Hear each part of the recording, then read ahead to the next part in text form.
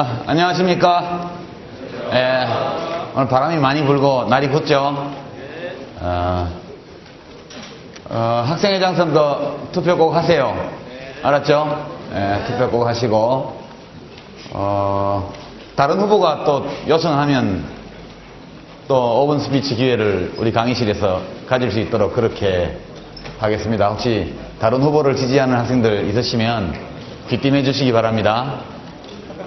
그리고 아까 성동현 후보 공약에 보니까 교수님들이 대충대충 써놓은 강의 안내 말고 제대로 해서 정보 서비스 하겠다고 그러는데 제 것도 그랬나 모르겠네.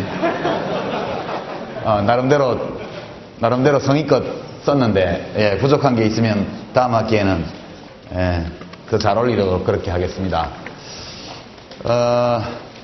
안내를 한 가지 해야겠는데요. 여러분들이 내신 강의 요약 리포트 채점이 이제 겨우 끝났습니다. 굉장히 너무 많아서 택배로 집에 보냈다가 다 채점하고 택배로 다시 이제 일로 붙여놓고 왔는데, 제가 똑같은 내용으로 2사람 이상 내면 안 된다고 신신당부했죠.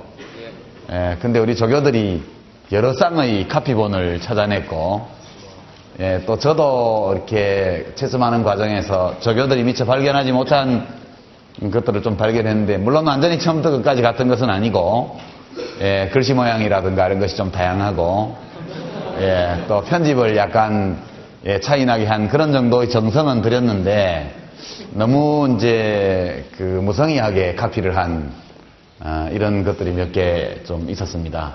그래서 제가 이제 불이익을 크게 주겠다 이렇게 얘기했는데, 원래 받아야 될 점수보다 한 3점 정도 적게 주는 불이익을 줬습니다. 그게 이제 최하점이거든요. 기대면.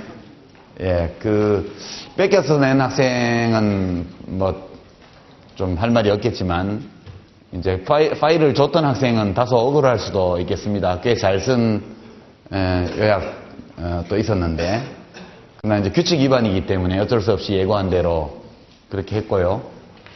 이제 다 찾아낸 것은 아닙니다. 다 찾아낸 것은 아니기 때문에 뭐 점수를 안 줄 수는 없죠. 그래서 이제 누가 그렇게 한 학생들은 스스로 알고 있을 겁니다.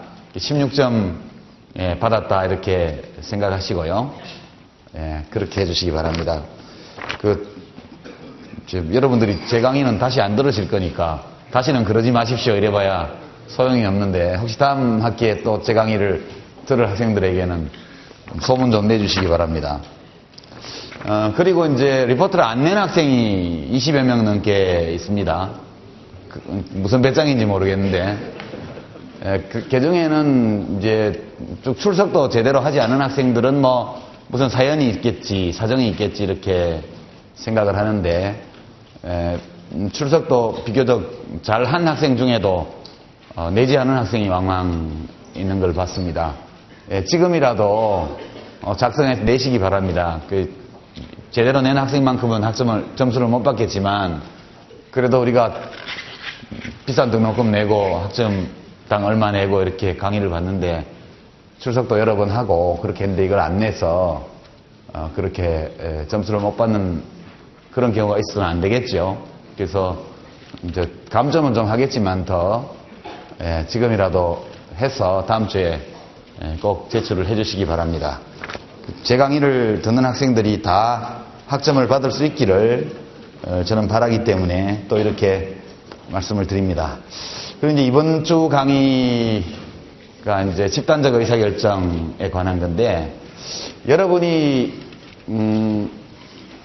읽고 쉽게 이해할 수 있도록 잘 정리된 그런 인터넷상에서 구해볼 수 있는 자료를 찾으려고 계속 시도했는데, 아쉽게도 여러분에게 권할 만한 그런 좋은 자료를 웹상에서 구하는데 실패했습니다. 여러 가지 전문 자료들도 좀 있고 블로그에 올라온 글들도 좀 있기는 합니다만, 학습 참고 자료로 여러분에게 권하기에는 다소 문제들이 있어서 불가피하게 참고 자료를 제시 못했습니다. 그 대신 사전 지식이라든가 이런 거 없이 충분히 상식적으로 이해할 수 있는 내용이기 때문에 가능한 한 또박또박 여러분에게 설명하면서 오늘 수업을 진행하도록 그렇게 하겠습니다. 양해해 주시기 바랍니다. 이제 우리가 살고 있는 이 사회는 이제 기본적으로 개인의 자유, 선택의 자유를 바탕으로 해서 이제 사회적으로, 기술적으로 아주 폭넓고 여러 단계에 걸친 그런 수직적으로 심층 있는 그런 사회적 분업, 기술적 분업을 하면서 살아가고 있습니다. 우리들이 쓰고 있는 어떤 물건 중에도 우리가 만든 것은 없습니다. 우리들 각자가 만든 것은 아주 사소한 일상용품 하나조차도 여러 나라에서 만들어진 원료를 사용했고 또 많은 사람들의 이 노동을 거쳐서 여러 종류의 생산 기계를 활용해서 그렇게 만들어졌고 그것이 이제 시장에 나와서 우리 손에 들어와 있는 것들입니다. 근데 이런 것들은 이제 여러분들이 어떤 물건을 원해서 사게 되면 기업들이 그걸 생산해주고 누가 간섭하지 않아도 여러분 각자가 원하는 것을 각자가 처한 환경 속에서 구입할 수 있습니다. 그런데 우리가 필요로 하는 것들 중에는 그런 식으로 개별적으로 선택할 수 없는 것들이 많이 있습니다.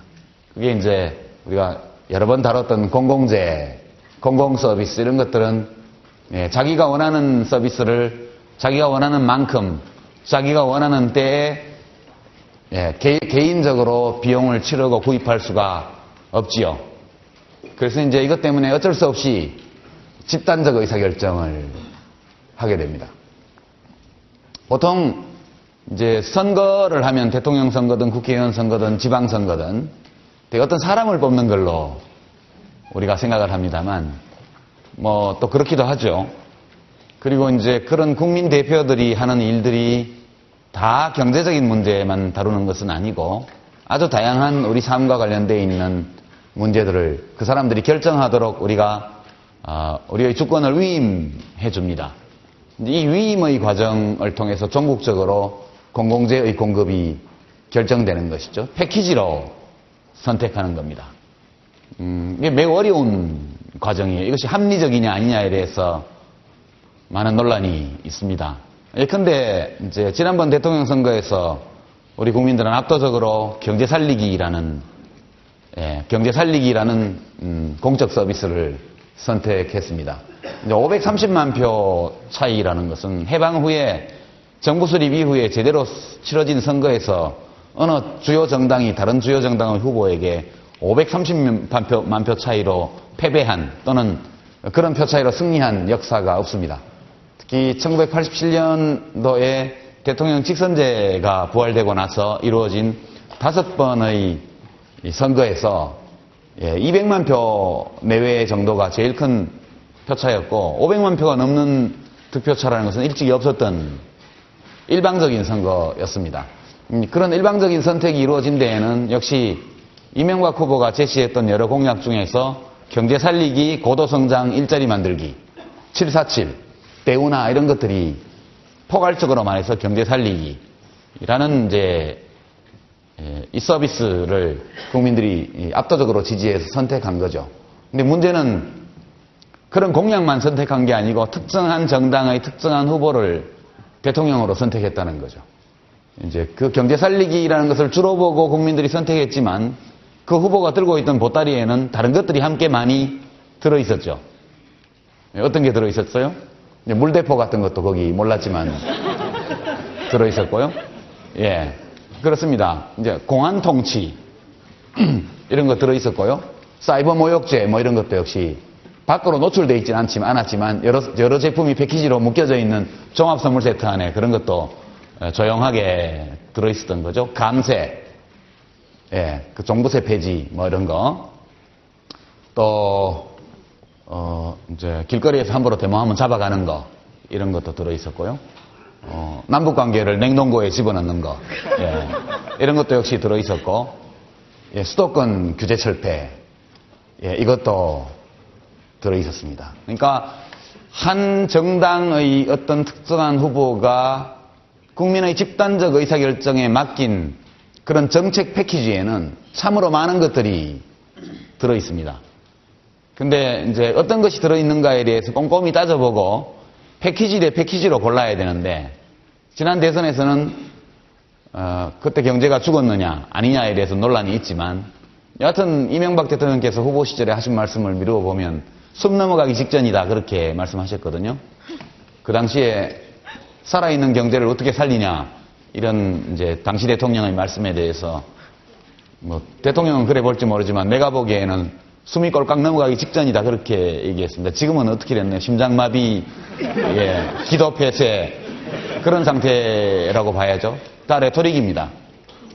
지금 이제 그 경제 살리기라는 제품을 보고 패키지를 선택을 했는데 그 종합선물 세트 안에 아주 여러 가지가 들어있었다는 것이 이제 나타나고 있죠. 뭐 이제 교과서 이런 문제도 들어있습니다. 역사 교과서, 그런 문제도 들어있고요. 미국산 소고기 이런 것도 그때는 몰랐는데 자세히 뜯어보니까 나중에 그 안에 들어있었죠. 마찬가지로 패배한 후보들의 보따리 안에도 무엇이 들어있었을지는 사실 우리가 집단적 의사결정을 할 때는 눈여겨 안 봤기 때문에 그 다른 분들이 대통령이 되었더라면 또한 우리가 예측하지 못했던 거기 있는 줄 몰랐던 그런 선물들이 그 보따리 안에서 하나씩 나오는 걸 아마 보게 됐을 겁니다. 이런 과정을 합리적이라고 말할 수 있을까요? 또는 우리가 제도를 잘못 운영하기 때문에 또는 민주주의 경험, 집단적 의사결정의 합리적 경험이 부족하기 때문에 빚어진 일일까? 아니면 근원적으로 투표를 통한 집단적 의사결정이라는 것이 불합리한 것일까? 만약 이것이 근원적으로 불합리한 것이라면 다른 대안이 있을까? 이런 것들이 공공재의 공급과 관련되어 있는 집단적 의사결정이 가지고 있는 이론적인 논쟁점입니다. 그래서 오늘 그 문제를 한번 다뤄보는데요.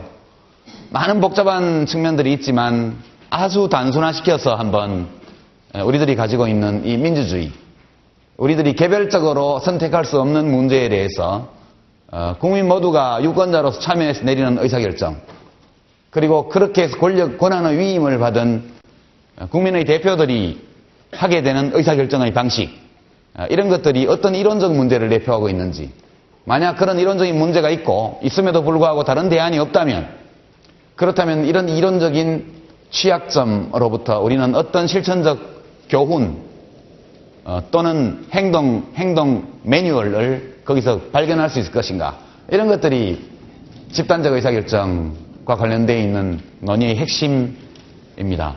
정치외교학과가 있죠. 정치외교 분야에 전공하는 학생들은 이런 문제를 아마 많이 다룰 겁니다. 근데 되게 정치학과 쪽에서는 이런 식으로 잘 다루지를 않겠죠. 제가 알기로는 좀 다른 방식으로 소위 정치학 또는 외교학, 정치학의 그런 분석 패러다임을 통해서 접근하는데, 경제학자들은 그 문제에 대해서 좀 이상한 방법으로 접근을 하죠. 그래서 우리가 오늘 선거 또는 투표라는 집단적 의사결정이 합리적일 수 있는가 라는 문제를 다룹니다. 결론은 이미 나 있습니다. 결론은 이미 합리적인 집단적 의사결정 방법은 없다, 이렇게 결론이 나와 있습니다. 근데 이 결론이 나오게 된 과정을 한번 여러분과 함께 살펴보겠습니다.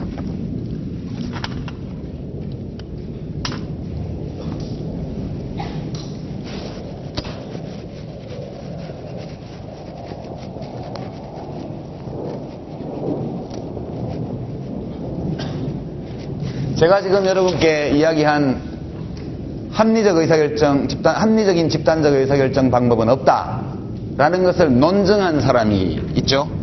이 사람도 노벨 경제학상을 받은 분입니다. 케네스 J. 에로우라는 사람. 에로우. 이 사람이 1951년에 발표한 논문인데요. 어떤 사회적, 집단적 또는 집단적 의사결정도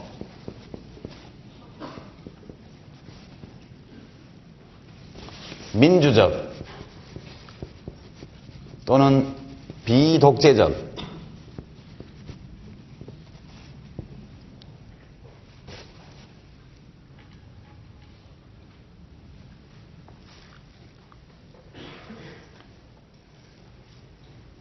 어떤 사회적 집단적 의사결정도 민주적 비적대적 결정 절차를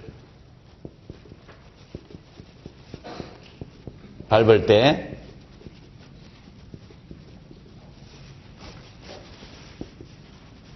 합리적일 수 없다.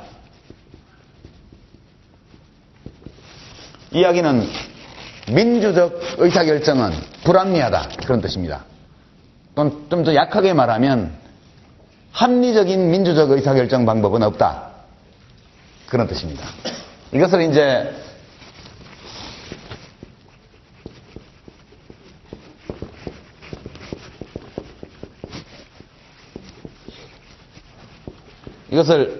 불가능성 정리라고 말합니다. Impossibility Theorem. 불가능성 정리. 그러니까 민주적인 동시에 합리적인 것은 불가능하다. 그런 뜻이 되겠습니다. 좀 역설적으로 들리죠? 이것은 굉장히 복잡한 이제 대수학적 또는 논리학적 추론 과정을 거쳐서 이제 얻게 된 정리입니다. 이걸 좀 자세히 들여다보죠. 전혀 대수학적이거나 아주 논리학적인 방법을 쓰지 않겠습니다. 그 논리적인 과정은 저도 자세히 들여다봐야 어렴풋이 이해할 수 있을 뿐이고, 좀 기하학적 방법으로 좀 쉽게 설명하는 것도 있지만, 그런 처리법을 보지 않더라도 여러분들이 이 정리가 의미하는 바가 무엇인지는 몇 가지의 사례를 가지고 쉽게 이해할 수 있기 때문에, 이 정리를 도출하는데 기본 전제가 되었던 몇 가지의 경제이론적인 전제 조건만 살펴본 다음에 이것이 현실적으로 어떤 것을 의미하는지를 함께 몇 가지 수치 예를 가지고 보도록 그렇게 하죠. 에로우가 이 불가능성 정리를 도출할 때 5가지의 전제 조건을 설정을 했습니다. 이거 하나하나가 굉장히 흥미로운 경제이론적인 또는 철학적인 쟁점을 내포하고 있는 전제 조건인데요. 첫 번째가 선호 관계의 완전성과 이행성. 이행성이라는 건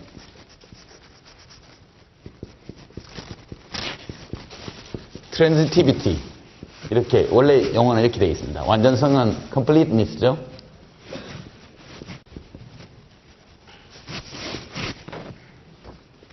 우선 다 써놓고 하죠. 두 번째가 파레토 원칙. 세 번째가 무관한 대안으로부터의 독립성. 무슨 말인지 하나도 모르겠죠? 하나하나 우리가 살펴보게 될 겁니다. 네 번째가 비독재성. 이게 이제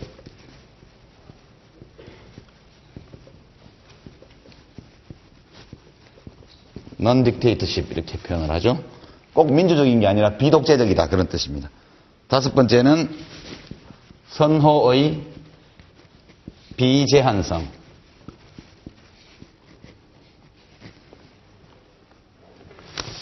이 5가지인데요. 하나씩 우리들의 일상용어로 한번 설명을 해보겠습니다.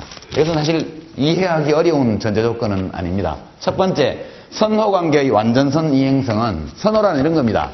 A, B라는 대안이 있을 때 A가 B보다 좋다 또는 B가 A보다 좋다. 두 가지는 나한테 똑같이 좋거나 똑같이 나쁘다. 이게 이제 선호라는 겁니다. 선호라는 건 preference니까 prefer A to B, 그런 영어 수고를 다 아시죠? 그렇게 되면 어떻게 되죠? A가 B보다 좋다 그런 뜻입니다. 이것을 보통 기호로 표현하면 A와 B라는 대안이 있을 때 A가 B보다 좋다 이렇게 씁니다. 부등호를 나팔 모양으로 이렇게 벌려서. 완전성이라는 것은 대안이 10개 있을 때 어떤 의사결정을 하는 사람이 그 대안들을 다 알고 있다는 뜻입니다. 전부 다. 그 다음에 이행성이라는 것은 3개의 대안이 있을 때 나는 A가 B보다 좋다. 동시에 이 사람이 B는 C보다 좋다 이렇게 생각한다면 이 사람의 선호 우선순위는 반드시 A, B, C 이렇게 돼야 된다는 뜻입니다. 그래서 매우 그냥 우리가 대수학에서 보는 부등호와 거의 비슷합니다. A가 B보다 크고 B가 C보다 크다면 A는 당연히 C보다 커야겠죠. 이게 트랜지티비티입니다. 그러니까 두 개를 각각 비교했을 때 이런 선호순위가 나온다면 세 개를 동시에 놓고 고르라고 그러면 이와 같은 선호순위가 성립돼야 된다는 겁니다. 이건 어떤 의미냐면 어떤 사람이 A가 B보다 좋다고 해놓고 B도 C보다 좋다고 해놓고 C하고 A를 골라라 그럴 때 A보다 C가 좋다 이렇게 말해버리면 이게 트랜지티브하지 않은 겁니다. 이행성이 없는 거예요. 이런 불합리한 선호를 가지고 있는 사람은 분석 대상으로 삼을 수가 없어요. 어떤 의미냐? 유권자들이 후보가 3명 나왔는데 예컨대 이명박, 권영길, 정동영 이렇게 셋이 나왔다 이거예요. 이명박이 정동영보다 좋아. 예? 그 다음에 이제 권영길보다 정동영이 좋아. 이러면 너 이명박이 좋아, 권영길이 좋아 이렇게 물으면 이명박이 좋아 이렇게 대답해야지. 권영길이 좋아 이렇게 대답하는 사람은 제정신이 아닌 사람이에요. 그러니까 집단적 의사결정에 이런 유권자가 들어오기 시작하면 그다음부터 분석할 방법이 없어져요. 그래서 이와 같은 첫 번째의 전제조건이 만들어진 겁니다. 매우 중요하죠. 우리가 일관성이 없는 유권자는 분석이 불가능해요. 예측도 할 수가 없고. 그게 이제 첫 번째 겁니다. 설명 들으니까 쉽죠? 말만 어렵지. 두 번째 파레토 원칙은 조금 더 복잡합니다. 경제학과 학생들은 파레토 원칙이라는 게 뭔지 아실 텐데 윌프레도 파레토라는 사람이 있었습니다. 지금은 물론 죽고 없죠. 이름에서 보듯이 이탈리아 사람입니다. 이 사람은 별명이 우익의 마르크스라고 일컬어지던 사람이죠. 예, 우파의 마르크스. 윌프레도 파레토라는 사람은 이 사람이 한 논증 중에 빈부격차는 반드시 생길 수밖에 없고 어떤 제도, 어떤 시대, 어떤 사회에서든 아주 부자와 그렇지 않은 사람과 아주 가난한 사람의 비율은 거의 정해져 있다. 인간이 아무리 노력해봐야 소용없다. 라는 것을 수학적으로 논증한 사람입니다. 그게 맞는지 안 맞는지는 잘 모르겠어요. 이 파레토가 유명해진 것은 이 사람이 사회의 후생 또는 복지에 관해서 아주 독특한 철학적 또는 이론적인 원칙을 내놨기 때문이죠. 우리가 어떤 사회가 다른 사회보다 좋은 사회다 또는 개선된 사회다, 발전한 사회다, 더 나은 사회다 이렇게 말할 때 파레토식으로 표현하면 어떻게 되냐 하면 사회가 어떤 상태에서 더 나은 상태로 간다는 것은 다른 어떤 사람의 후생, 복지, 행복, 만족 이런 것들을 침해하거나 삭감하지 않으면서 최소한 한 사람의 복지 수준을 올릴 수 있을 때 그때 개선되었다고 얘기한다. 이렇게 원칙을 정립했습니다. 그러니까 100만 명의 국민이 있는데 99만 9,999명에게는 최소한 행복 또는 복지, 후생의 삭감이 없이 최소한 현상 유지를 하는 가운데 딱 한 사람의 복지가 개선된다면 그 사회는 그 이전 상태보다 개선된 사회라는 거죠. 여기에 동의할 수 있습니까? 동의할 수 있죠, 물론. 그렇죠? 여기까지는 아마 문제없이 동의할 겁니다. 100만 명의 국민들 중에 딱 한 사람이 그전보다 행복해졌고 나머지 99만 9,999명은 똑같은 상태라면 분명히 그 사회는 그전보다 더 행복한 사회죠. 여기까지는 확실합니다. 그러나 이제 이걸 딱 뒤집어 놓으면 단 한 사람의 복지가 감소한다. 단 한 사람의 복지를 감소시키면서 99만 9,999명의 복지를 향상시킨 사회. 이 사회는 그전보다 개선된 사회인가? 파레토의 원칙에 따르면 개선된 사회가 아니죠. 개선이라는 것은 다른 어느 누구의 후생도 침해하지 않으면서 최소한 한 사람의 후생이라도 증가시키는 것이 개선입니다. 이 사람의 입장에 따르면. 이렇게 되면 누군가가 한 사람이라도 반대하는 사람이 있고 손해봤다고 느끼는 사람이 있는 경우에 나머지 모든 사람이 다 더 행복하고 내가 더 부유해졌다고 느끼더라도 그것은 규범적으로 볼 때 개선된 사회라고 볼 수 없다는 거죠. 여러분은 단 한 사람이 손해를 보고 99만 9,999명이 더 행복한 상태에 있는 사회가 그 이전 사회보다 개선된 사회라고 말할 수 없다라고 말하는데 찬성합니까? 우리들의 직관은 아니라고 그러죠. 직관적으로는 아니라고 그럽니다.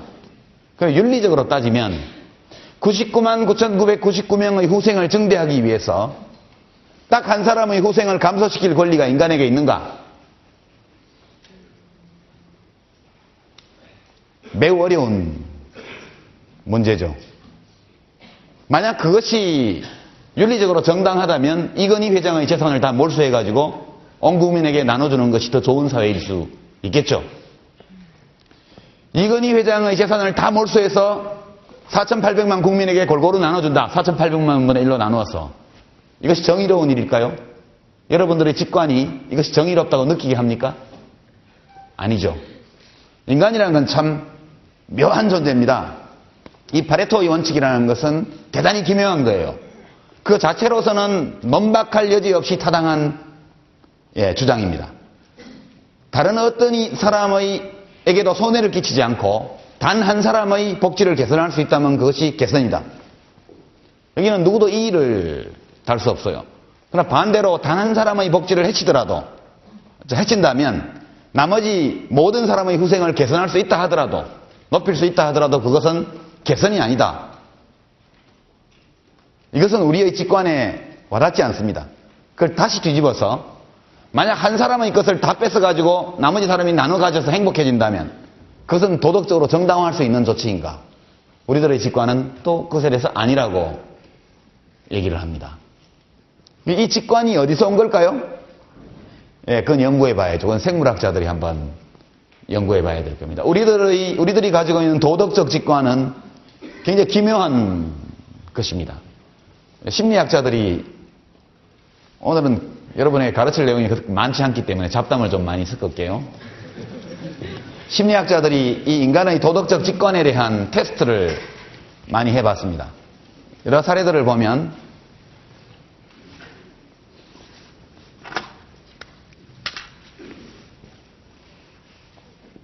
이게 철길이 있어요. 철길이. 여기 기차가 갑니다. 연기를 내보면서. 앞에 사람들이 5명이 있어요. 모르고 있습니다. 기차가 오는 거를. 하여튼 무슨 이유에 의해서든 그냥 기차가 가면 다 죽어요. 나는 여기 기관사입니다. 그래서 큰일 났다 해서 지선으로 기차를 돌립니다. 이렇게. 지선으로.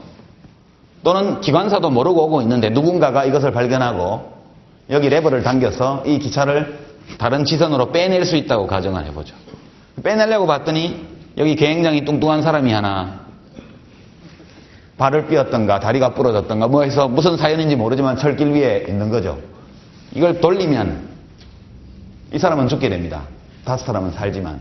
질문을 이렇게 던집니다. 당신이 이 레버를 쥐고 있는 사람이라면 레버를 당길 것이냐, 차를 일로 돌릴 것이냐, 또는 질문을 바꿔서 말하면 이게 일종의 딜레마 게임인데요. 누군가가 이거 레버를 당겨서 차를 일로 돌리는 것에 대해서 당신이 찬성하느냐 또는 용납하느냐 이렇게 물어봅니다. 이게 1번 상황이고요. 2번 상황은 여기 육교가 있습니다. 육교가 있는데 굉장히 뚱뚱한 사람이 또 하나 있어요. 몸무게가 1톤 좀 나가가지고 이 사람 여기 딱 뛰어내리면 기차가 부딪혀서 서게 돼 있어요. 만약 이 사람을 밀어떨어서 이 기차가 가는 것을 막을 수 있다면 이러한 행위를 당신은 용납하겠느냐? 이렇게 물어봅니다. 두 경우에 대해서 아주 다른 답변을 하죠. 이 답변은 미국과 같은 뉴욕과 같은 문명사회의 대도시의 주민들, 많이 배우고 학력이 높은 사람과 저 폴리네시아의 원주민들한테 동시에 테스트를 해봅니다. 놀랍게도 그 유사한 답변이 나왔다고 그래요. 첫 번째 5답변은 이렇게 돌리는 거에 대해서 양해하겠다는 답변이 압도적입니다. 열차를 레버를 당겨서 지선으로 빼서 한 사람이 죽고 5사람이 사는 것에 대해서 양해할 수 있다. 그거에 대해 용납할 수 있다는 답변이 압도적으로 높습니다. 미국에서도 그렇고 남태평양에서도 그렇고. 반대로 이 사람을 밀어뜨리는 것에 대해서는 반대가 압도적으로 높습니다. 차이가 어디서 온 걸까요? 차이는 이런 겁니다. 이 사람 2번 상황의 경우에는 누군가가 적극적으로 이 사람을 밀어뜨려서 이 사람을 5사람을 살리는 도구로 사용합니다. 도구로. 그거죠? 사람을 밀어뜨려서 다른 사람 5명을 살리는 도구로 이 사람을 쓰는 겁니다. 이거에 대해서는 압도적으로 노라는 겁니다. 그런데 이 경우는 5사람을 살리기 위해서 레바를 당겨서 지선으로 뺐어요. 빼놓고 보니까 이 사람이 불행하게도 여기 있다가 그냥 죽는 거예요. 5사람을 살리는 대신 죽기는 하지만 누구도 적극적으로 이 사람의 생명을 5사람을 구하기 위한 도구로 쓰지 않았다는 거예요. 이거에 대해서는 양해한다가 압도적인 거죠. 이것이 도덕적 직관입니다.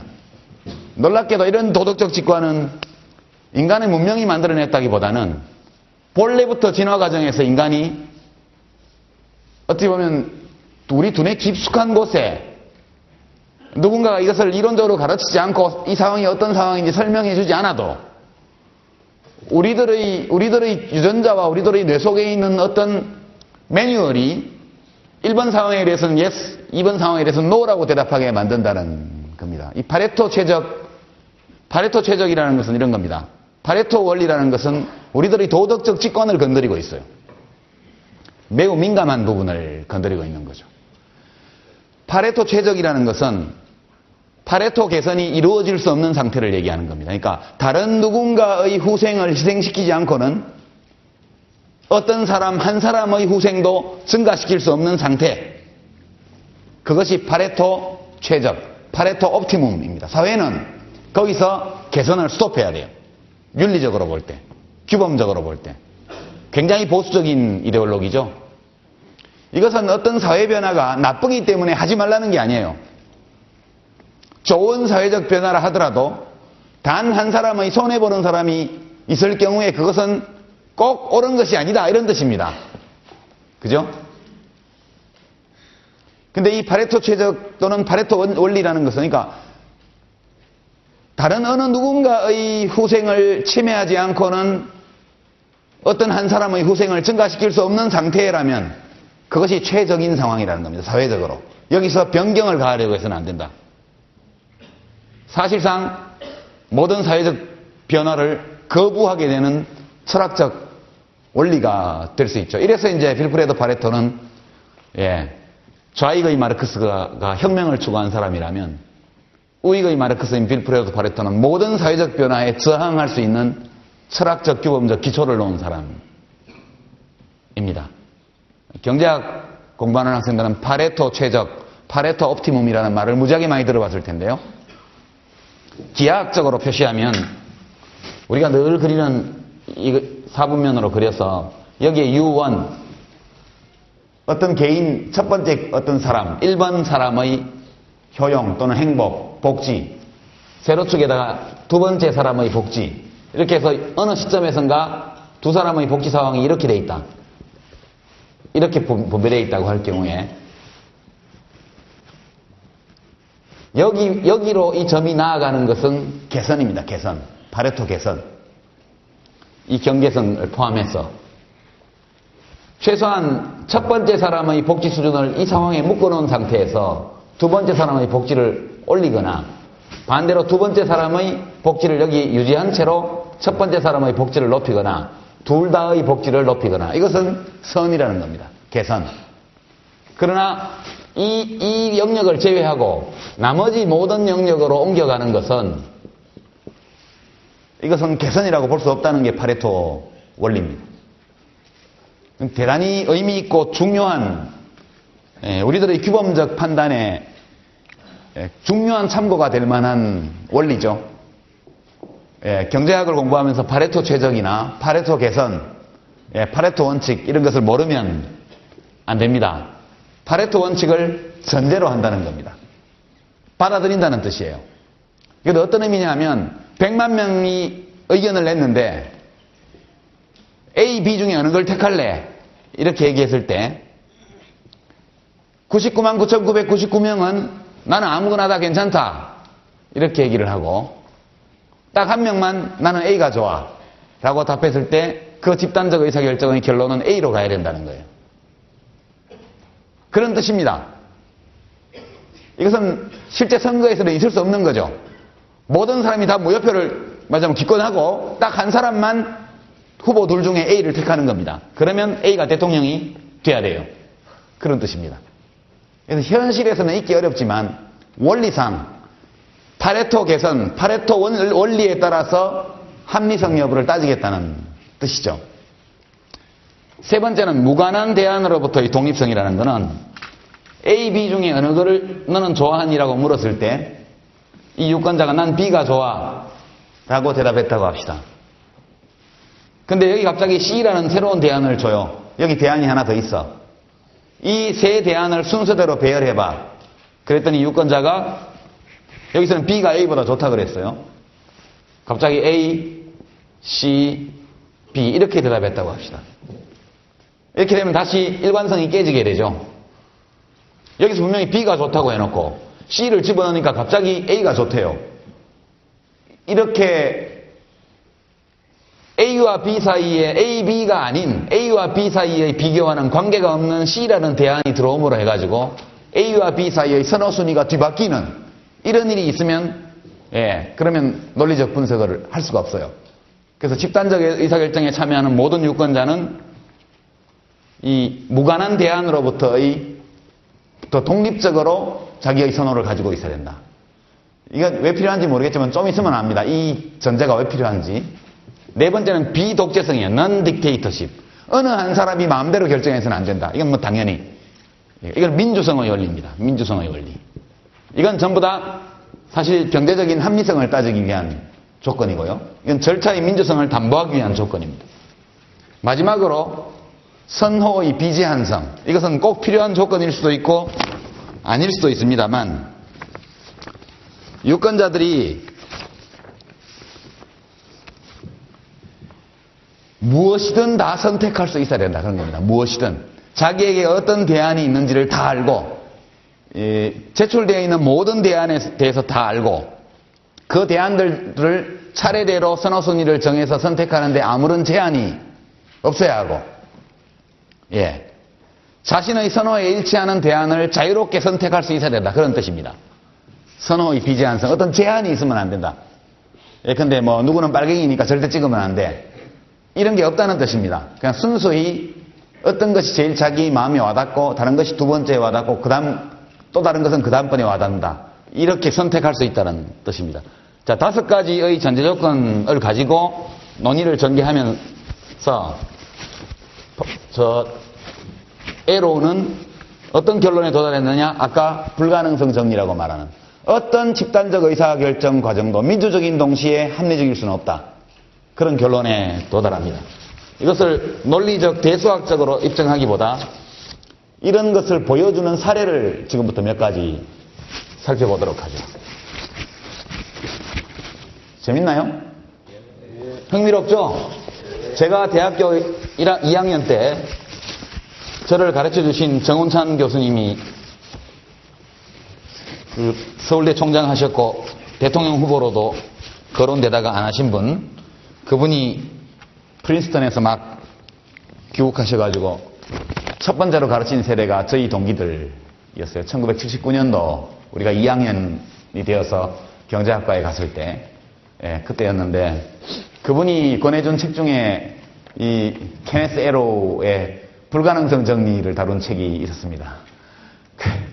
그 해적판, 영문판을 그때 지적 소유권 이런 게 좀 개념이 서기 전이라 학과에서 불법 복제를 해가지고 그걸 구입해서 싼 값에 구입해서 읽어봤습니다. 근데 아무리 읽어도 영어도 짧고 학문도 짧아가지고 몇 번 도전해봤는데 몇 페이지 읽을 수가 없더라고요.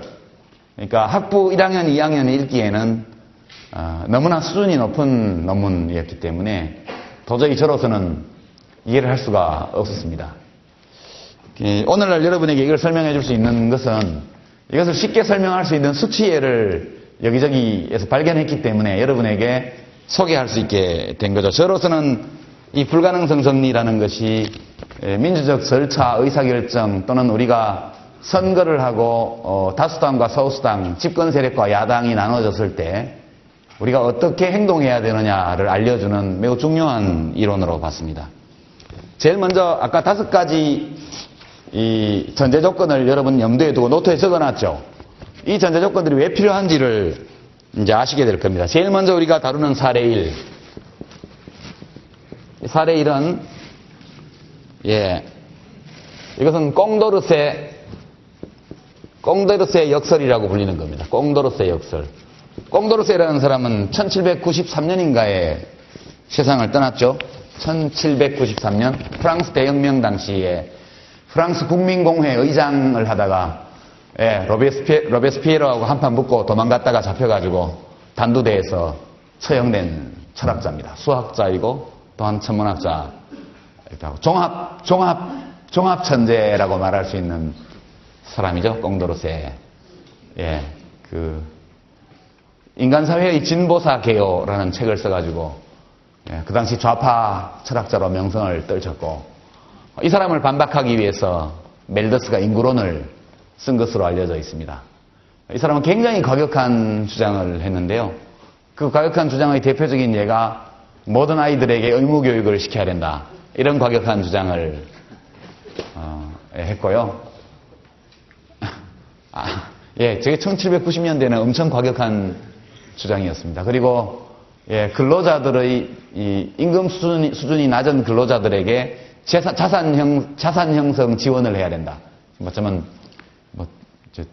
감세 저축 제도 이런 거 있죠? 저축하면 감세해주는 그런 과격한 주장을 비롯해서 오늘날의 기준으로 보면 최소한의 문명적 기준에 속하는 이런 정책들을 제안했는데, 당시로서는 가장 급진적이고 과격한 철학자로 알려져 있습니다. 감히 모든 사람에게 교육을 시키자니 있을 수 없는 일이었죠. 그런 주장이 유럽의 지식인 사회를 말하자면 단숨에 빨아들였고, 그 당시 귀족 부인들의 살롱에서는 꽁도르세를 모르면 지식인 취급을 안 해줬다고 그럽니다. 격분한 나머지 멜더스가 저런 이상주의적이지만 유해한 해로운 주장의 실체를 폭로하고 무너뜨리기 위해서 인구론을 썼고, 멜더스는 인구론을 통해서 그 목표를 확실하게 달성합니다. 그 당시에 인구론이 그게 1790년대 막바지에 나온 책, 이거는 초판이 제 기억에 그렇습니다. 하여튼 꽁도르세라는 사람은 프랑스 대혁명이 안 일어나서 오래 살았으면 훨씬 더 많은 저작과 어떤 수학적 정리의 어떤 발견 이런 걸 했을 사람이죠. 꽁도르세가 집단적 의사결정에 관해서 그때 이미 모순이 있다는 것을 느끼고 있었어요.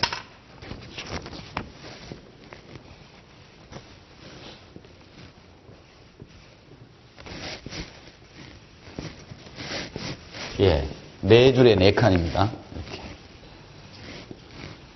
꽁도르세의 역설이 뭐냐? 이걸 투표의 역설이라고 하는데요. 여기 유권자 1번, 유권자 2번, 유권자 3번이 있어요. 그 다음에 여기 선호 순위가 나옵니다. 여기는 아니다, 한 칸이 더 있어야 되네. 미안합니다. 네 칸이라고 그랬죠, 내가 말로는. 네 칸. 여기가 이제 유권자들이 각각 생각하는 최선, 차선, 최악, 이 순서로 배열합니다. 이게 선호순위죠. 선호순위. 유권자 1은 대안은 3개가 있고 유권자도 3사람이 있는 모델입니다. 유권자 1은 A, B, C 순으로 좋아해요. 유권자 2는 B, C, A 순으로 좋아하고요. 유권자 3은 C, A, B 순으로 좋아합니다. 이 A, B, C는 뭐든 될 수 있죠.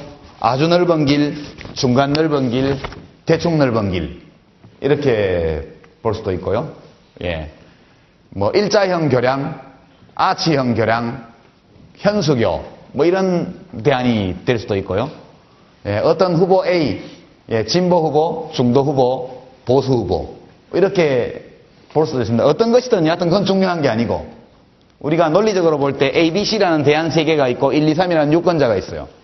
자, 여기서 의사결정을 해야 됩니다. 집단적 의사결정을 통해서. 여러 가지 절차가 있을 수 있죠. 그래서 우리가 보통 하는 단순 다수결 방식. 우리나라에서는 국회의원 뽑을 때, 대통령 뽑을 때 후보가 몇 명이든 제일 많이 득표하는 놈이 이긴다. 어떻게 되죠? 단순 다수결을 하면. 단순 다수결을 하면. 결론이 납니까? 안 나죠. 1대1대1입니다. 각자가 다 자기가 제일 좋아하는 걸 찍을 거기 때문에. 결론이 안 나요. 그래서 이제 이 방법으로는 결론을 낼 수가 없어요. 그래서 바꿉니다. 둘씩 짝을 지어서 붙이자 이거예요. 자, 여러분 적을 필요가 없습니다. 그냥 이해하면 돼요. 이제부터는. 먼저 A, B를 붙입니다. A, B. A, B 두 가지를 붙여요. 표결에. A와 B를 표결에 붙이면 C를 제외하고 어느 게 이기죠? A가 이기죠. 유권자 1은 A, B보다 A를 좋아하니까 A. 유권자 2는 B를 A보다 좋아하니까 B. 유권자 3은 A를 B보다 좋아하니까 A. 이렇게 해서 A, B를 붙이면 A가 이깁니다. 그래서 이제 C가 남았죠. 그 B는 탈락시키고 A하고 C를 붙입니다. A와 C를 붙이면 어떻게 될까요? 유권자 1번은 A를 택하죠. 2번은 C를 택하고요. 3번은 C를 택하죠. C가 이기게 됩니다. 만약 그런 방식으로 하나씩 붙인다면 C가 결정되겠죠. 2대1로. 그러면 이제 쌍을 바꿔서 해보죠. 먼저 A, B를 붙이지 말고 A, C를 붙여요. A, C. A와 C를 붙이면 C가 이기죠. 아까 봤지만 A와 C를 붙이면 C가 A보다 앞선 게 2개이기 때문에 2번, 3번 유권자가 C를 찍어 C가 됩니다. 그럼 A는 탈락. 그 다음에 B와 C를 붙여요. 어느 게 이기죠? B가 이깁니다. 그죠? 그러니까 이 의사 진행을 바꾸니까 결과가 다르게 나오게 돼 있어요. 제일 먼저 B, C를 붙이면 또 다른 결과가 나오게 됩니다. 그건 여러분이 해보시면 되고요. 이렇게 세 사람의 유권자와 세 개의 대안이 있을 때 단순 다수결로 하게 되면 결론이 안 나니까 둘씩 순차적으로 붙이는 표결 방식을 채택합니다. 그래 보면 어느 것부터 먼저 짝을 지어서 표결에 붙이냐에 따라서 각각 다른 결과가 A, B, C 이렇게 나오게 되어 있습니다. 이것이 이제 이른바 꽁도르세 순환 또는 꽁도르세의 역설이라고 말합니다. 영국은, 유럽은 굉장히 일찍부터 의회제도가 발전된 지역입니다. 거기서 여러 가지 표결들을 많이 하면서 수백 년 동안 해왔죠. 그런 과정에서 꽁도르세가 발견한 것은 의사 진행 절차를 달리하게 되면 결론이 달라진다는 사실이었습니다. 경우에 따라서. 늘 그런 것은 아니지만. 그래서 그것을 저런 수치예를 가지고 해보니까 실제 이론적으로 의사 진행을 어떤 식으로 하냐에 따라서 달라지게 되더라. 예, 그렇게 돼서 의회 발전사에서 말하자면 우리나라도 그런 국회법 절차가 많이 있는데 수정안이 나왔을 때는 원안과 수정안 중에 뭘 먼저 표결에 붙이냐. 또 수정안에 대한 재수정안, 재수정안이 나왔을 때 어떤 것부터 하느냐. 이런 많은 의사진행 규칙들이 사실 많은 시행착오를 바탕으로 해서 발전된 것입니다. 여하튼 이걸 볼 때 이 상황에서는 어떤 의사결정 절차도 합리적이지 않다 하는 결론을 얻게 됩니다. 그래서 사람들이 혹시 유권자가 3명뿐이라서 그런 건 아닐까? 유권자가 짝수가 되면 달라지지 않을까? 또는 대안이 짝수가 되면 달라지지 않을까? 이런 의심을 해보게 됩니다. 그래서 에로우의 논문은 그냥 나온 게 아니고 어떻게 될까를 계속 학자들이 고민하고 시험해보는 가운데 최종적인 결론으로 도출된 겁니다. 그래서 다른 사례를 한번 수치예를 보도록 하죠. 혹시 유권자가 홀수라서 그런 게 아닐까. 그래서 짝수 유권자를 한번 해보겠습니다. 셋 이상의 대안이 있고, 대안이 둘이면 별 관계가 없어요. 대안이 둘이면 둘 중에 어느 것이든 한 표라도 많이 얻게 되면 과반수가 되기 때문에 별 문제가 없습니다. 항상 문제는 대안이 셋 이상일 때 발생합니다. 이번에는 한 줄을 더 만들어요. 4칸에. 하나, 둘, 셋, 넷, 5칸을 만듭니다. 여기 4칸을 만들고,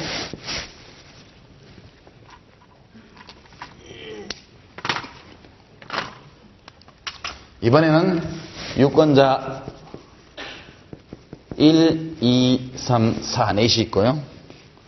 여기도 역시 최선, 차선, 최악. A, B, C. C, A, B. B, A, C. 그 다음에 C, A, B. 이게 지금 유권자 2번과 유권자 4번은 똑같습니다. 선호순위가. 자, 이제 여기서도 상대적 다수결을 합시다. 그냥 투표를 해요. 그러면 뭐가 채택됩니까? 당연히 C가 채택되죠. 이 네 사람의 유권자는 자기가 최선이라고 생각하는 대안에 표를 던집니다. 그러면 2대 1대 1로 50% 득표율로 C가 채택되게 되어 있습니다. 그래서 아까와 같은 순차적 다수결을 한번 해보죠. 먼저 AB를 붙입시다. AB. AB 어떻게 됩니까? AB 하게 되면 3대 1로 A가 이기죠?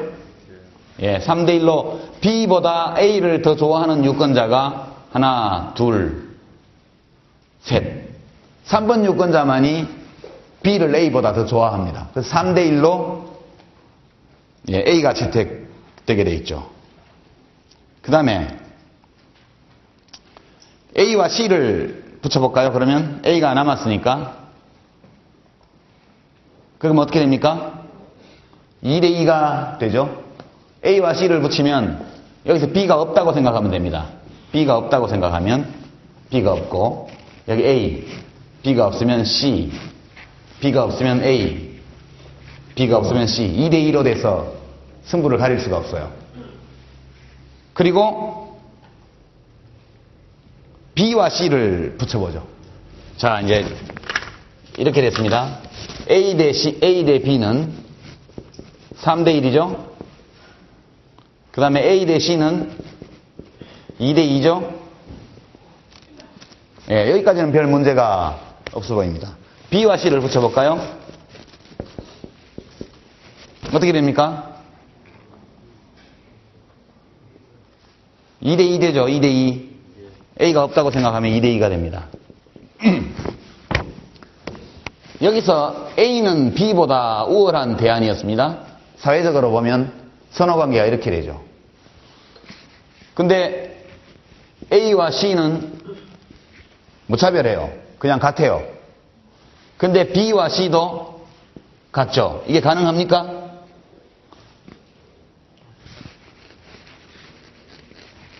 A하고 C가 마찬가지인데 B하고 C가 동시에 마찬가지라면 A와 B도 여기서부터 도출되는 것은 A와 B도 이렇게 돼야죠. A하고 B가 마찬가지고 B하고 C가 마찬가지라면 이 논리적 결과는 A하고 B도 마찬가지입니다. 이렇게 A, C, B, C가 동일하다면. 근데 아까 첫 번째 결과에서는 이렇게 나왔죠. 이거 두 개는 서로 모순됩니다.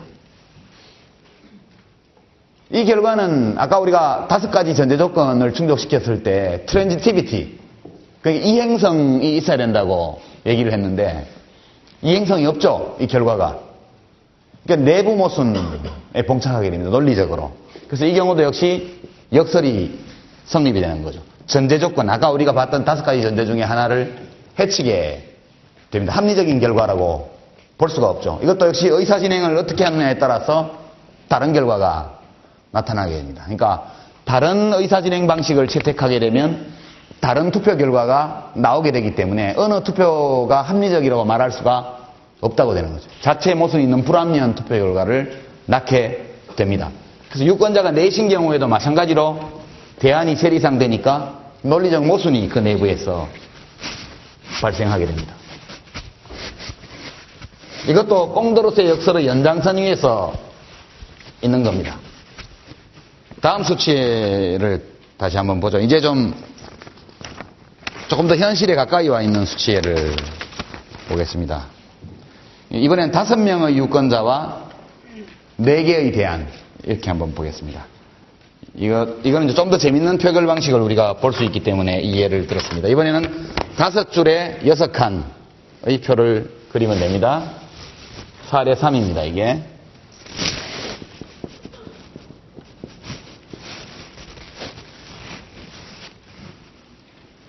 둘,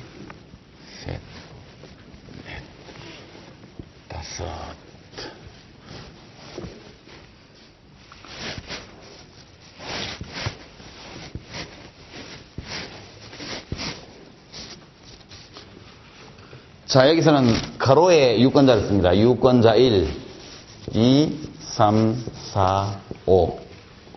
세로에 최선, 차선, 차악, 최악. 이렇게 4개로 분류를 하고요. 유권자 1은 A, B, C, D 순으로 좋아합니다. 유권자 2는 A, B, C, D 똑같습니다. 유권자 3은 B, C, D, A. 유권자 4는 C, B, D, A. 유권자 5는 D, B, C, A. 자, 이건 좀 더 극단적인 사례가 되겠습니다.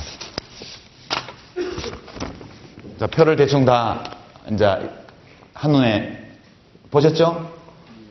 좀 몇 가지 특징이 있는 걸 알 수 있습니다. 표 자체에서. 여기서 단순 다수결을 하면 어떻게 됩니까? 우리 대통령 선거식으로 하면 A 후보가 당선되겠죠? 득표율 40%로. 예, 40대 20대 20대 20 이렇게 해서 40% 득표율로 A 후보가 당선됩니다. 이것이 대통령 후보라고 가정한다면. 우리식 선거제도를 갖고 있다면 A가 대통령이 되는 거죠. 근데 이제 결선 투표가 있다 이렇게 한번 생각해 보죠. 프랑스식으로. 프랑스처럼 1차에서 과반수가 안 나오면 예, 결선 투표를 한다. 그러면 A가 대통령이 될 수 있을까요? A는 절대로 될 수 없어요. B, C, D 중에 누군가는 될 수 있겠지만 여기서 우리가 유권자를 5명으로 가정을 했지만 5천만 명이라고 생각할 수도 있습니다. 하나에 1,000만 명씩. 그래서 약간의 뭐 표를 잘못 눌러서 한 표라도 예컨대 B, C, D 중에 누가 한 표라도 많았다. 그러면 그 사람이 결선에 올라가겠죠. A와 더불어서.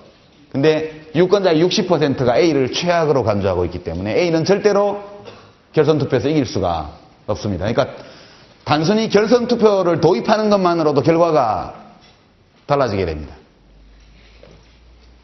그렇죠? 다른 방식도 있습니다. 둘씩 짝지어서 최종 성자가 나올 때까지 계속 투표한다. 둘씩 짝지어서. A, B를 붙여보죠. A, B를 붙이면 A는 탈락되죠. 바로 탈락됩니다. A는. 그렇게 해서 계속 붙여보면 최종 성자 나올 때까지 계속 투표해 보시면 B가 이기게 되어 있습니다. 왜냐? B는 A가 결선 투표에서 되지 않는 이유는 최악으로 생각하는 유권자가 과반수를 넘기 때문에 절대 결선 투표에서는 이길 수가 없죠. 그 대신 B는 최고로 좋아하는 사람은 20%밖에 안 되지만 전반적으로 호감도가 높죠. 예. B가 지금 전부 첫 번째 칼럼 아니면 두 번째, 첫 번째 줄 아니면 두 번째 줄에 있습니다. 그러니까 열성적인 지지자는 좀 적지만 대체로 굉장히 호감도가 높은 후보가 저 B와 같은 스타일이 되겠습니다. 그럼 둘씩 붙으면 B가 당선되게 돼 있죠. 만약 옛날에 고대 그리스 사회에 있었던 폐각투표라는 건 추방투표입니다. 추방투표. 최악부터 골라내는. 그러니까 여러분들 가운데 유권자들에게 이 중에 대통령이 절대 돼서는 안 되는 사람 하나를 꼽아주십시오. 그러면 압도적으로 A가 탈락하게 되겠죠. 그죠? 그럼 4명 남았어요. 3명. 3명 중에 또 최악의 후보를 투표해서 배제시킵시다. 이러면 그 다음 단계에서 D가 나가 떨어지겠죠? 둘 남았어요. 그때는 결선투표나 마찬가지죠. 그때는 결선투표나 마찬가지입니다. 최악을 고르는 거나 최선을 고르는 거나 동일하기 때문에 그때 되면 다시 C가 탈락하게 돼서 제일 먼저 A가 탈락하고 그 다음 D가 탈락하고 그 다음 C가 탈락해서 B가 남게 됩니다. 결선투표로 하는 것과 마찬가지 결과를 낳게 되죠. 우리가 서로 다른 의사결정 방식을 채택할 때 각각 다른 결론에 도달한다는 이야기입니다. 그럼 그 중에 어떤 규칙이 합리적일까요? 이 많은 규칙 중에서 어느 규칙이 합리적이라고 말할 수 없다는 뜻입니다. 이 얘기는.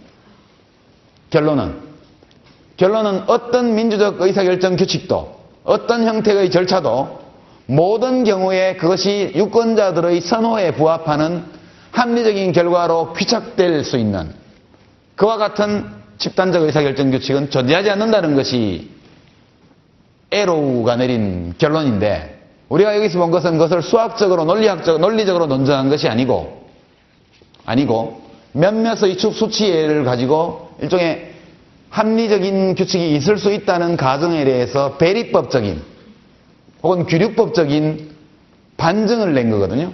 그냥 우리 선에서는 대체로 저도 그렇고 여러분도 그렇고 이런 정도로 만족할 수밖에 없습니다. 집단적 의사결정에 관해서 이렇게 하고요.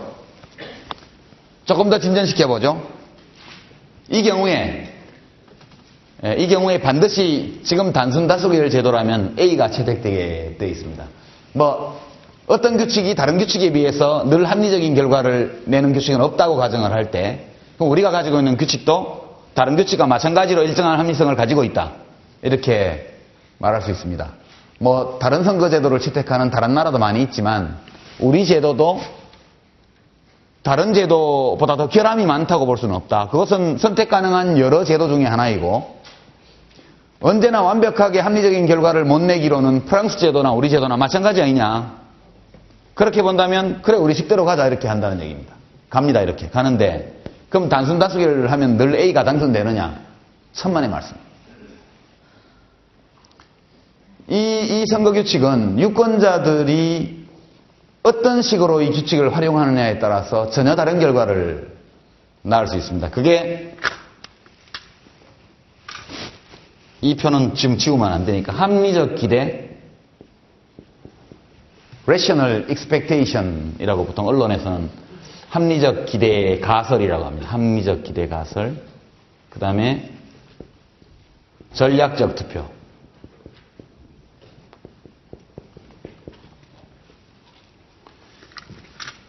이것이 유권자들의 뇌리에 떠오르면 규칙을 바꾸지 않아도 결과가 달라질 수 있어요. 그러니까 우리가 지금까지 수치에서 살펴본 것은 언제나 합리적인 결과를 도출할 수 있는 집단적 의사결정 절차는 존재하지 않는다. 이렇게 본다면 그러면 우리가 가지고 있는 선거제도의 결과가 나타난 이제 어떤 우리가 가지고 있는 제도를 활용해서 집단적 의사결정을 함으로써 우리가 얻은 결과, 누구의 대통령 당선, 뭐 어떤 정당의 과반수 의석 확보 등등의 결과가 나오게 됩니다. 그렇다면 이제 이것이 우리에게 뭘 의미하느냐 하면 이것이 늘 합리적인 결과는 아니기 때문에 합리적인 결과라는 보증이 없기 때문에 우리가 이 절차를 받아들이는 전제 위에서 그러니까 민주주의는 다수파의 지배를 의미한다. 이게 명확합니다. 다른 어떤 합리적인 절차도 없기 때문에 일단 우리가 가지고 있는 절차를 통해서 의사결정하고 그 유권자의 뜻이 모여져서 나타난 결과에 대해 수용해야 됩니다. 그것은 다수의 지배를 승인하는 거죠. 소수파는 다수파의 의사결정을 방해하면 안 되죠. 다수파는 이 규칙에 따라서 국민의 뜻을 물어서 나타난 결과를 가지고 의사결정을 할 수 있어야 됩니다. 그렇지 않으면 항구적으로 아무런 의사결정을 할 수 없기 때문에 그래서 다수파의 지배 이것은 확고합니다. 규칙이 불합리하다고 해가지고 다른 어떤 합리적인 규칙이 있다면 그 무효다 이렇게 말할 수도 있지만 이 세상에 어떤 합리적인 규칙도 존재하지 않는다면 그렇다면 우리가 지금 법적으로 가지고 있는 규칙에 승복해야 된다. 다수파의 지배를 승인해야 된다. 대통령은 헌법과 법률에 따른 권한을 남김없이 행사할 수 있어야 되고 의회의 다수파는 숫자의 힘으로 어떤 법안을 의결할 수 있어야 됩니다. 이거에 대해서 물리적으로 저지하고 단상 점거하고 끌어내리고 멱살잡이하고 이것은 제가 볼 때는 넌센스죠. 반대 토론하고 뭐 필리버스터링 의사진행 절차 방해도 좀 합법적으로 해보고 악도 좀 쓰고 그리고 이렇게 해서 잘못되면 너네가 나 책임져 이렇게 분명히 하고 그러고 표결하는 겁니다. 잘못되면 그 의사결정을 한 다수파에게 책임을 물어야죠. 나중에 다음번 선거 때. 그것이 정상적인 겁니다. 다수파의 지배라는 것은 일부 선거규칙 혹은 의사결정 절차에 이론적인 이의를 제기할 수 있다 하더라도 다른 대안이 확실히 우월한 대안이 존재한다는 보장이 없기 때문에 그 결과는 받아들여야 된다. 두 번째, 다수파의 입장에서 보면은 우리가 다수파가 되기는 했지만 우리의 대안이 많은 표를 얻었지만 이것은 의사결정 절차가 달랐더라면 결과도 달라질 수 있었던 것이다 는 것을 받아들여야 됩니다. 그래서 어떤 의미냐면 소수파를 존중하라는 거죠.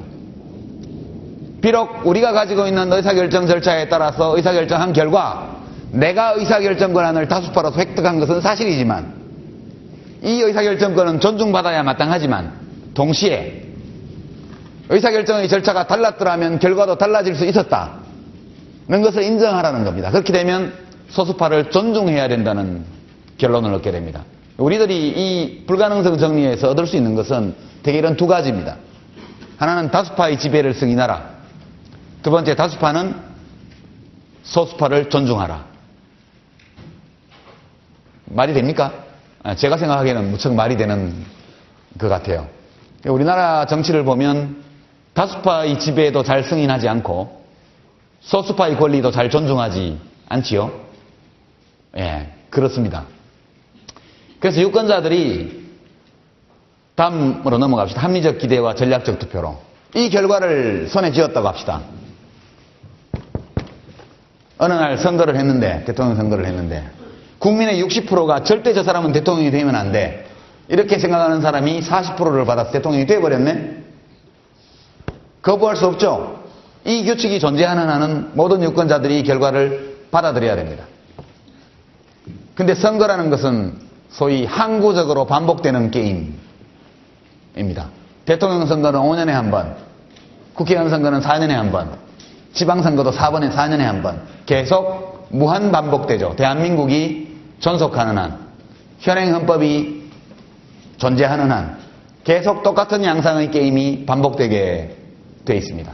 유권자들이 어느 한 차례의 선거에서 이런 결과를 손에 잡아들었을 때 40%는 야 만세 그러고 60%는 아이고 뭐 이런 일이 이렇게 됩니다. 하지만 항변할 길이 없죠. 실제 1987년 12월 대통령 선거에서 노태우 후보는 36%대의 지지율을 가지고 대통령이 됐습니다. 김영삼 씨와 김대중 씨의 득표율을 합치면 그것이 55% 정도 됐던 걸로 기억합니다. 그럼 그 55%는 그날 어떤 기분이었을까요? 암담했겠죠. 예, 운 사람도 무지하게 많습니다. 나도 그때 울었는데 그날 밤에 하도 분해서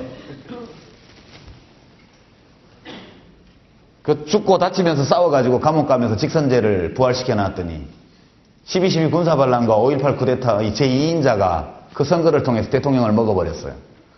믿을 수 없는, 믿기 어려운 그런 밤이었습니다. 12월 17일 1987년. 예. 이제 그 비슷한 상황이죠. 그 비슷한 상황. 그럼 유권자들은 어떻게 할까요? 저 바보들 단일화 좀 하지. B와 C가 단일화하면 그냥 이기잖아요. 그죠? 근데 단일화를 안 해요. 정치인들은 자기 또 야심이 있기 때문에. 유권자들이 조처를 할 방법이 있어요. 유권자들은 다음 선거에서 또 똑같은 후보들이 나와서 똑같이 붙었다고 해봐요. 그리고 A가 집권해서 5년 하는 동안 계속해서 A를 지지했던 사람은 만세 자기 지지층에 충실한 정책을 계속 폈거든요. 부자 세금 깎아주고 이렇게 했다 합시다. 그래가지고 계속 자기 지지층을 유지를 했어요. 나머지는 와 망했다 지난번에 대통령 잘못 뽑아가지고 이번에는 반드시 갈자. 그런데 5년 전에 출마했던 사람들이 또 다 나왔네. 과거에 그런 일이 많았죠. 김대중 대통령께서는 4번 출마하셨고요. 예, 이회창 국민중심당 총재께서는 3번 출마하셨고요. 예, 김영삼 전 대통령께서는 역시 2번 출마하셨고요. 그렇죠. 이회창 총재는 다음에 또 나오실 것 같고. 예, 권영길 민노당 후보도 3번 나오셨잖아요. 다음번에 또 나오실지 모르죠. 실제 그런 일들이 계속 벌어질 수 있습니다. 유권자들의 마음속에도 별다른 변화 없이 갔다고 합시다. 그 다음에 또 이런 상황에 직면했을 때 유권자들은 어떻게 할 수 있을까요? 제일 좋은 거는 BCD가 연합해가지고 이게 DJP 연합 같은 겁니다. 그게 1997년 대통령 선거 때 김정필 씨와 김대중 씨가 손잡고 연합정권을 탄생시켰죠. 그게 연합입니다. 정치인들이 저기서 B와 C가 연합할 수 있죠. 또는 D까지 연합할 수 있습니다. 그것이 DJT 연대입니다. DJ, JP, 그리고 포항제철, 박태준 이렇게 해서 그것을 태준, ST자로 해서 DJT 연대라고도 말을 했죠. 그런 것들이 일상적으로 이루어집니다. 이와 같은 상황을 알고 있다면 그리고 영리한 정치인들이라면 그런 연합을 하죠. 우리 각자 야당을 하느니 연합해서 정권을 잡아서 나눠 먹자. 할 수 있죠. 근데 그 이전에 유권자들 입장에서 보게 되면 이번에 선거를 다시 하면 또 이런 결과가 나오리라는 것을 예측할 수 있습니다. 그래서 또 이 선거를 통해서 우리는 지금 대통령 단임제지만 또 뭐 그렇지 않다고 가정을 하거나 또는 다른 사람이 후보로 나왔는데 또 똑같은 사람이 생김새만 다르지 생각은 똑같은 사람이 나왔다. 이렇게 가정할 수 있겠죠. 이런 결과를 뻔히 예측할 수 있으면 유권자들은 단일화를 하라고 아우성을 치겠죠. 야, 너 그거 좀 합쳐서 나와봐. 정권 교체 좀 하게. 근데 이제 저 대통령 후보들도 딸린 식소리 많잖아요. 다음번 총선 때 공천도 줘야 되고. 그리고 대통령 출마해가지고 선거자금 모아서 또 위세를 한번 과시해야 다음 총선 지방선거 할 수 있고. 그러니까 계속 고한단 말이에요. 그럼 유권자들이 전략적 투표를 할 수 있죠. 보나마나 이 선거는 A가 이긴다. 언론에 보도되는 거 보니까 지지율이 40대 20대 20이더라. 40대 20대 20, 20대 20. 뻔하게 A가 되지 않냐. 자기들끼리 술자리에서 야 누구 찍을까? 이렇게 한 다음에 그래서 B가 낫지 않냐? B가 보면 대부분 호감도가 높잖아요. B가 호감도가 높으니까 술자리에서 막 술 먹다 보면 야 그래도 딴 놈 시켜야 되면 B가 낫지. B 괜찮잖아. 그러면 그래 B는 나쁘진 않아. 이렇게 여론이 모여서 사람들이 실제로는 C나 D를 지지하는 사람이 이번에는 절대 A를 대통령 시키지 말아야 되겠다 이렇게 결심을 하고 B 쪽으로 확 밀어버려요. B 쪽으로. 그럼 B가 될 수도 있죠. 이것이 전략적 투표입니다. 이것은 현실에서 많이 일어나는 일인데요. 예컨대 A 후보가 이런 사실을 눈치챘어요. 시중 여론이 유권자들이 표를 몰아주자 이래가지고 이제 B 쪽으로 막 온단 말이에요. B 쪽으로 막 모여요. 근데 이제 D가 말을 안 듣고 C나 D가 말을 안 듣고 사퇴하면 좋은데 사퇴 안 하고 계속 버팅겨요. 그러면 B는 C와 D를 향해서 뭐라 그럴까요? C 찍으면 A 좋은 일을 시킵니다. 이렇게 말을 합니다. 그렇죠? C를 찍으면 A 좋은 일을 시킵니다. 이렇게 얘기를 하게 되겠죠. 그러니까 탄핵당하기 전에 노무현 대통령이 민주당 찍으면 한나라당 좋은 일을 시킵니다. 그 멘트 때문에 탄핵당했잖아요. 사실상. 그게 이런 상황 때문인 거죠. 이와 같은 유사한 상황들은 실제 정치적 의사결정에서 무수히 나타납니다.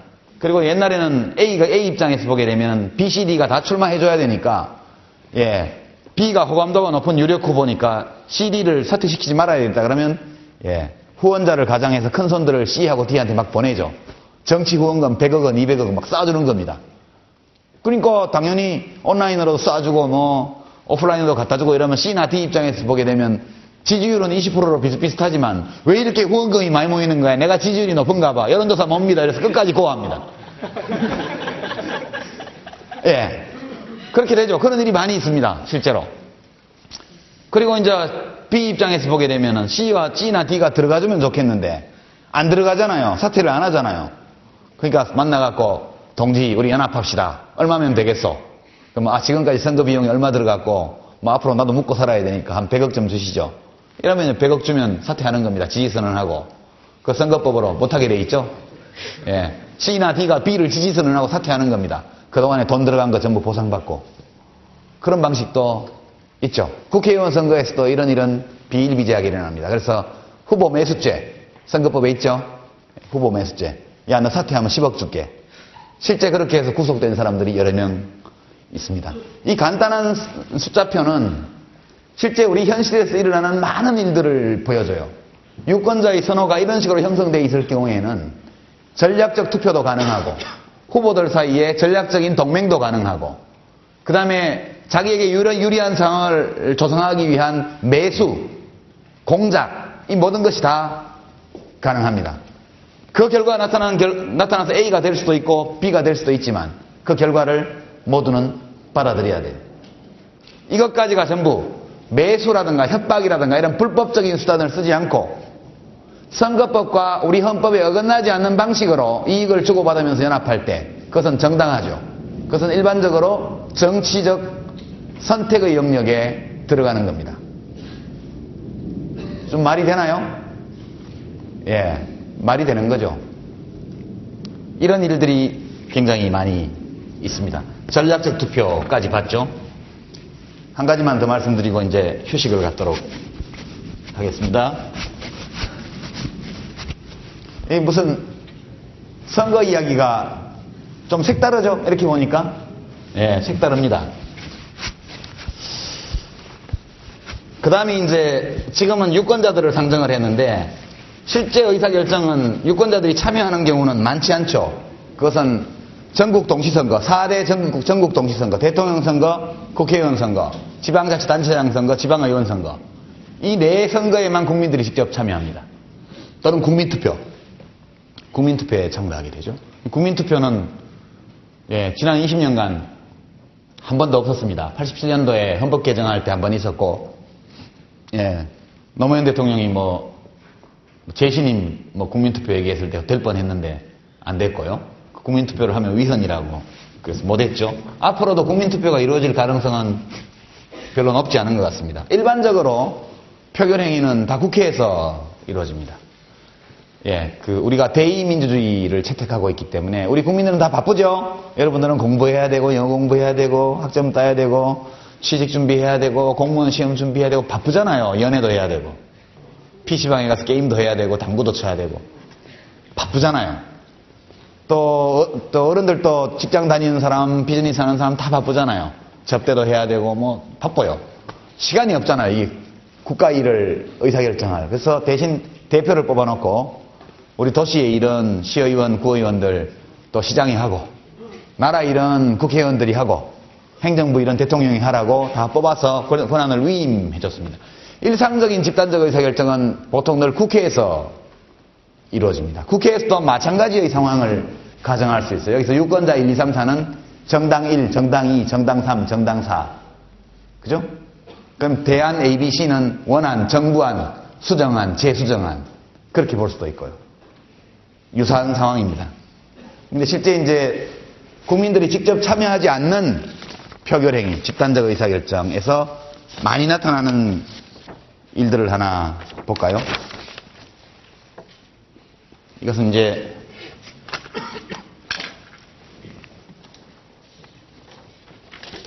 이것도 간단한 표로 한번 보겠습니다. 이것도 전략적 투표의 하나인데 이것이 가장 국회에서는 일반적으로 자주 발견되는 집단적 의사결정 형식이고 이것은 되게 국민의 뜻과는 늘 무관하게 진행됩니다. 이것은 이제 롤링이라는 건데요. 시격하면 어떻게 되나요? 통나무 굴리기 이런 뜻입니다. 이것은 이제 주고받기, 주고받기라고 말합니다. 여기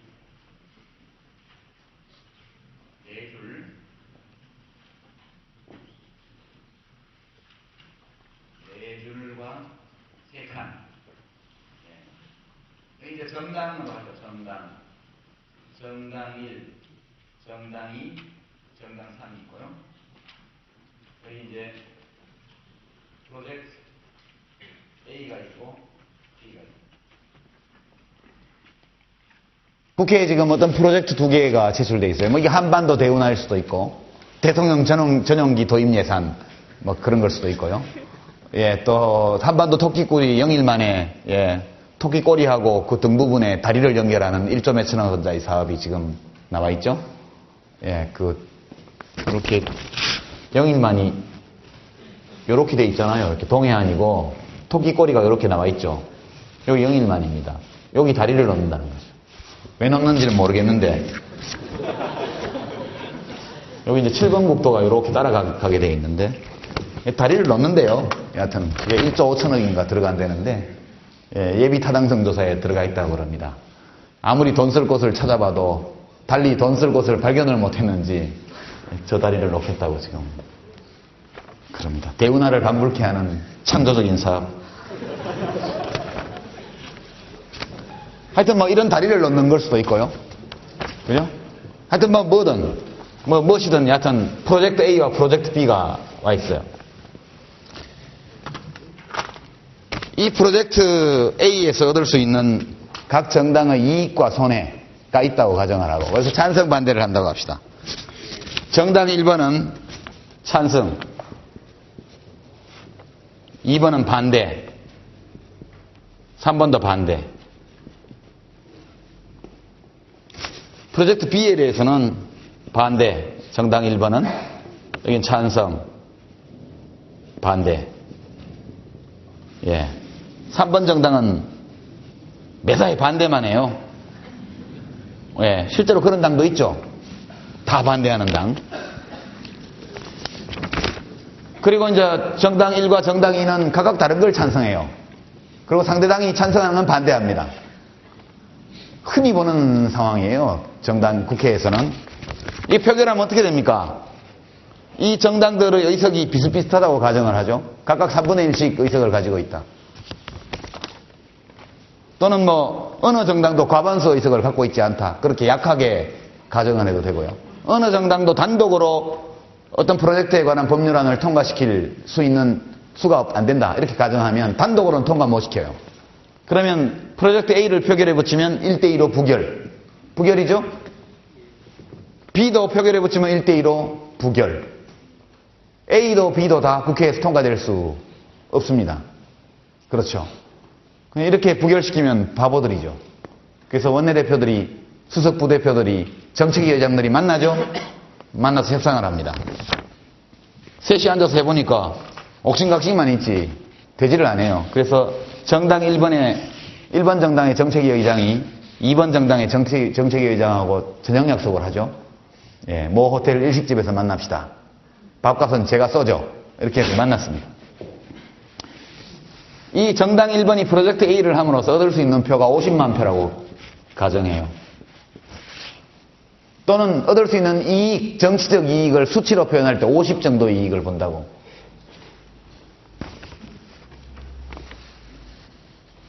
B에 대해서는 한 20 정도의 손해를 본다고 생각하죠. 그냥 단순 수치입니다. 정당 2번은 A 프로젝트는 자기들이 20 정도 손해를 본다. B 프로젝트는 50 이익을 본다. 3번 정당은 둘 모두에서 20 정도 손해를 본다. 이렇게 가정하죠. 그러면 프로젝트 AB가 다 안 되면 정당 1과 정당 2는 아무것도 얻는 게 없어요. 정당 3번은 뭐든지 다 반대해야 됩니다. 둘 다 손해이기 때문에 둘 다 무조건 반대하게 돼 있어요. 손실을 최소화하는 게 이 3번 정당의 현재의 목표가 되겠죠. 그래서 1번 정당의 원내대표 또는 뭐 정책위 의장, 수석부대표, 뭐 사무총장 누가 됐든 3번 정당하고 만나서 저녁밥을 쏘죠. 양주도 좀 곁들여서 한잔하고. 그러고 나서 둘이 계산을 합니다. 야, A도 통과시키고 B도 통과시키면 나 여기 20 손해보지만 50 이익 보니까 네트로 하면 30 이익이고 너도 마찬가지 아니니. 그러니까 우리 1번 정당의 사무총장이 얘기합니다. 우리가 프로젝트 B에 찬성해 줄 테니까 니들도 A 프로젝트에 찬성해 줘. 그러면 누이 좋고 매부 좋고 그런 거잖아요. 이렇게 함으로써 1번 정당과 2번 정당은 각각 30 정도 이익을 보게 됩니다. 그 대신 3번 정당의 피해는 40으로 늘어나겠죠. 사회 전체로 보면 이익일 수도 있나요? 그렇겠죠. 수치를 이렇게 해놨으니까. 여기 30, 30 이렇게 해놓으면 사회 전체로 마이너스가 나겠죠. 수치를 어떻게 하냐에 다른데 이것이 사회 전체의 복지를 증진시키는지 어쩐지는 모르겠지만 정당 1번과 정당 2번의 이익을 준다는 건 확실해요. 둘이서 만나서 좋아. 원래 우리 반대지만 찬성해줄게. B에. 그리고 2번 정당에서는 프로젝트 A 우리가 반대지만 찬성해줄게. 그렇게 해서 둘이 꽁짝꽁짝해서 둘 다 2대1로 가결되죠. 표결하면. 이렇게 합의하면. 이것이 협상입니다. 이것을 학술적으로는 로그롤링, 주고받기라고 그럽니다. 이제 옛날 일인데 1987년 대통령 선거에서 민정당의 노태우 후보가 당선되고 88년도 4월 총선에서 여소야대가 만들어졌습니다. 처음으로. 그 당시 이제 김대중 대통령 총재의 평민당이 제1야당, 그리고 이제 김영삼 총재의 통일민주당이 제2야당, 그리고 이제 김정필 총재의 신민주공화당이 제3야당, 그리고 노태우 대통령의 민정당이 제1당, 그러나 과반수는 안 되고, 그렇게 됐습니다. 그때 예산심의를 하면 이제 맨 마지막에 우리 국회가 예산심의를 시작합니다만, 각각의 정당들이 전부 지역당이죠. 예, 평민당은 호남당, 통일민주당은 영남당, 그것도 PK당, 부산 경남당 주로. 그리고 이제 김정필 씨의 신민주공화당은 충청도당. 각각 자기 지역에 수건 사업이 있어요. 뭐 도로가 됐든 항만이 되었든 공단이 되었든 뭐든. 갖고 와서 하자니까 다 다른 지역 거 반대지. 그럴 거 아니에요. 4개당이 있는데 각각 다 반대하는 거예요. 자기 동네 것만 찬성하고. 그러니까 아무것도 안 이루어지죠. 그래서 이제 개수조정 소위라고 그래서 맨 마지막에 5명이 딱 남습니다. 5명이. 예결위원장, 그 다음에 각 사당의 간사.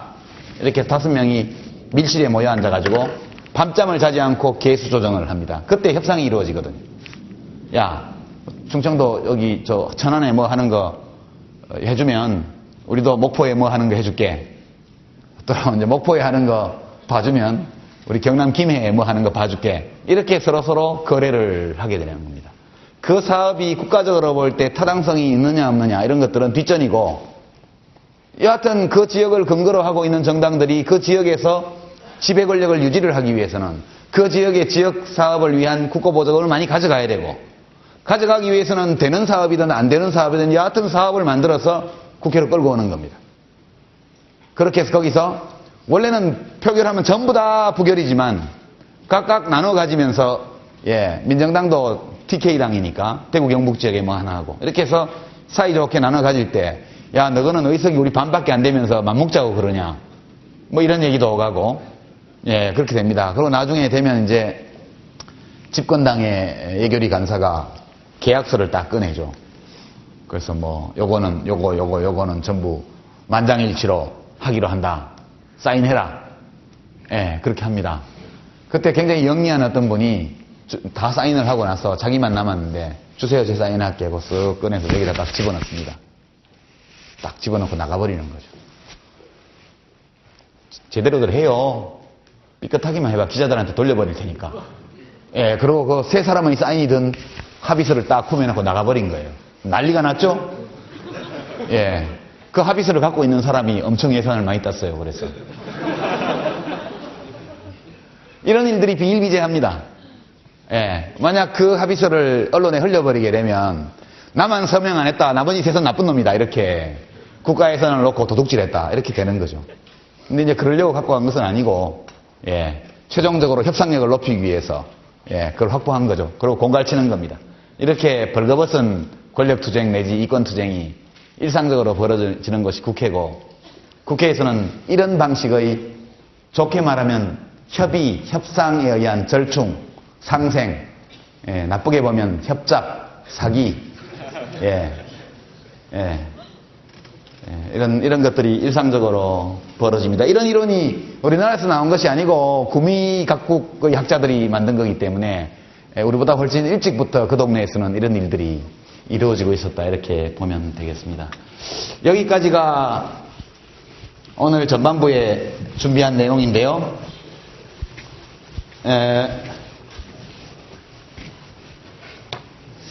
그냥 여러분이 선거, 정당, 국회 이런 것을 관찰할 때